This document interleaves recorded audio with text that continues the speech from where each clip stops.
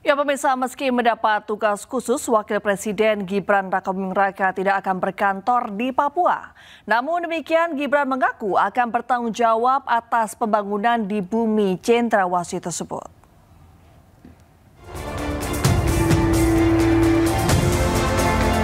Wakil Presiden Gibran Rakabuming Raka mendapat tugas khusus dari Presiden Prabowo Subianto. Rencananya, Gibran akan bertanggung jawab untuk pembangunan di Papua. Meski mendapat tugas untuk mengurus pembangunan Papua, namun bukan berarti Gibran akan menetap di sana. Iya Bapak, berarti untuk tahu saya dalam undang-undang itu tugasnya Wapres adalah mengkoordinasikan secara di tingkat kebijakan atas saja. Tapi untuk eksekusi sehari-harinya dilakukan oleh badan eksekutif ini. Akan di kantor itu sudah disiapkan oleh Menteri Keuangan. Saya ingat betul di Jayapura, ya, di gedung KPKPN-nya itu ada berapa lantai itu, tower. Sudah disiapkan dari dulu. Tapi bukan untuk Wapres. Sebelumnya Menko Bidang Hukum, HAM, Imigrasi dan Pemasyarakatan Yusril Iza Mahendra menyebut Gibran kemungkinan akan berkantor di Papua untuk mengurus masalah-masalah di Papua. Saya kira ini pertama kali Presiden akan memberikan penugasan kepada Wakil Presiden untuk penanganan masalah Papua ini.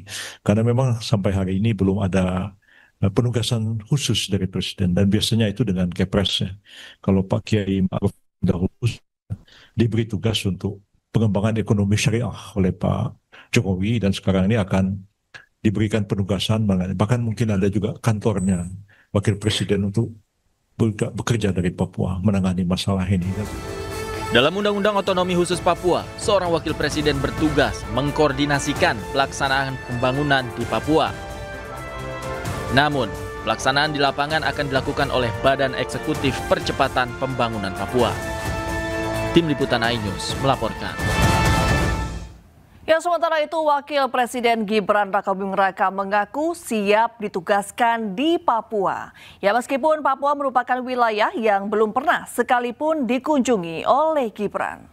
Itu sebenarnya bukan hal baru, yaitu sudah dari zaman Pak Wapres Ma'ruf Amin dari tahun 2022-2021 mungkin ya, sudah lama. Ya, kami sebagai pembantu Presiden siap ditugaskan dimanapun, kapanpun. Dan saat ini kita nunggu perintah berikutnya. Kita siap. Misalnya kepresnya belum keluar pun saya juga siap kok, kapanpun. Karena apapun itu. Ya, sementara itu pengamat politik Ray Rangkuti menilai Gibran ditugaskan Prabowo bisa jadi peluang Gibran untuk menunjukkan kemampuannya sebagai wakil presiden. Sementara jika dikaitkan dengan pemakzulan, Ray Rangkuti menilai sebagai usaha untuk mengulur waktu. Intinya adalah pengkotakan yang dilakukan secara halus oleh Pak Prabowo ini akan dilihat dan mungkin akan disikapi dengan cara yang kelihatan positif ya oleh warga ataupun para pendukung Pak Jokowi ataupun Gibran gitu. Ini menurut saya yang tengah terjadi.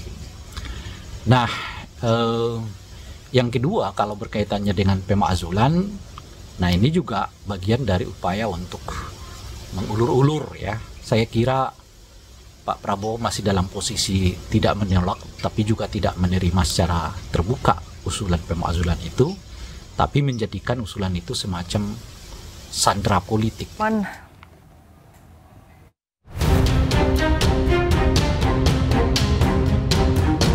Tugas khusus Presiden untuk Wapres sudah diatur dalam Undang-Undang Dasar 1945.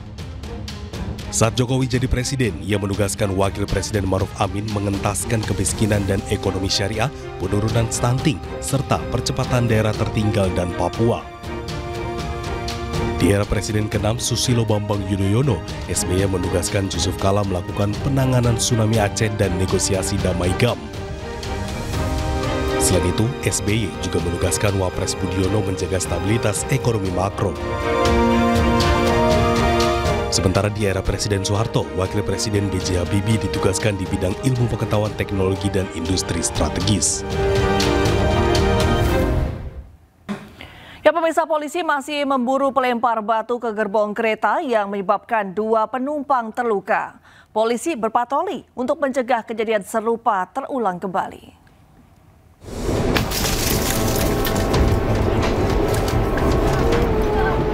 Pasca terjadinya insiden kasus pelemparan batu ke arah kereta api Sancaka tujuan Yogyakarta-Surabaya yang menyebabkan 2 penumpang terluka akibat serpihan kaca, jajaran Polres Klaten, Jawa Tengah langsung bergerak melakukan penyelidikan.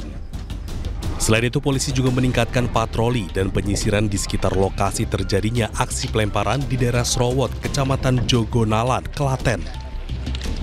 Tidak hanya itu, kepolisian dibantu petugas keamanan KAI atau Polsuska juga melakukan sosialisasi kepada masyarakat di sekitar jalur kereta api untuk membangun kesadaran bersama terkait keselamatan perjalanan kereta api dan mencegah aksi-aksi yang membahayakan penumpang. Kami akan lakukan penyisiran oleh security dari wilayah Klaten. Penyisiran akan dilakukan dalam radius berapa kilo nanti Pak? Kurang lebih sekitar dari sinyal masuk itu di daerah sini hingga kemungkinan sampai daerah Srowot. Kami sudah berkoordinasi dengan kepolisian di Polres Klaten dan sudah dilakukan penelusuran, penyidikan dan juga koordinasi dengan warga sekitar untuk menelusuri pelaku, dan juga kita melakukan patroli sosialisasi kepada warga untuk tidak beraktivitas di sekitar jalur kereta api untuk tidak melakukan kegiatan vandalisme apalagi pelemparan kereta ya, karena ini sangat berbahaya, bisa membahayakan keselamatan perjalanan kereta api baik juga petugas yang ada di kereta maupun penumpang. Sebelumnya, pasca kejadian pelemparan batu tersebut, polisi telah melakukan pemeriksaan 2 saksi, termasuk penjaga palang kereta api dan bagian keamanan stasiun. Dari Klaten, Jawa Tengah, Saiful Effendi, iNews melaporkan. Ya, Anda kembali menyaksikan iNews Prime pemirsa. Akibat intensitas hujan yang cukup tinggi, turap penahan jembatan Kali Pamingkis di Kabupaten Bekasi, Jawa Barat ambles. Akibatnya jalan menuju 5 desa terputus. Ya Allah, astagfirullahaladzim, astagfirullah, enggak, astagfirullah. Ya, seperti inilah detik-detik longsornya turap penahan jembatan Kali Cipamingkis, Desa Ridogali, Kecamatan Cibarusah, Kabupaten Bekasi, Jawa Barat. Akibat peristiwa ini sejumlah warga kecewa karena jembatan Cipamingkis merupakan akses jalan penghubung dari 3 desa, yaitu Desa Sirnajati, Desa Ridomanah, dan Desa Ridogali, Kecamatan Cibarusah. Warga terpaksa harus memutar arah untuk dapat melintas ke wilayah Kabupaten Bekasi maupun ke wilayah Kabupaten Karawang.